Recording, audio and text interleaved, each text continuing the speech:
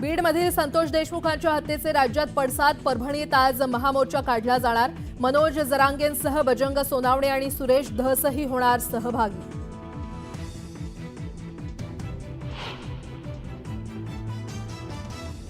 चाकणमध्ये भर मंचावर शरद पवारांनी लिहून दिलेला संदेश छगन भुजबळांनी गुपचूप वाचला. तर सभेच्या आधी दोघांचाही एकत्र बसून प्रवास. राजकीय वर्तुळात चर्चांना उधाण.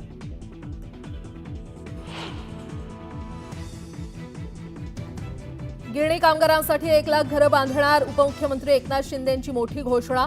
मुंबईतील रखडलेल्या पुनर्विकास प्रकल्पांना गती देण्याचे निर्देश.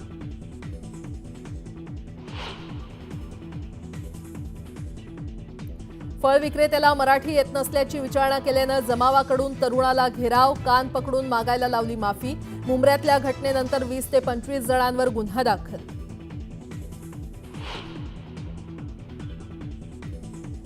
राज्यात गारठा वाढला. किमान तापमानात घट. पुढील 4 दिवस थंडीचा जोर वाढण्याचा हवामान खात्याचा अंदाज.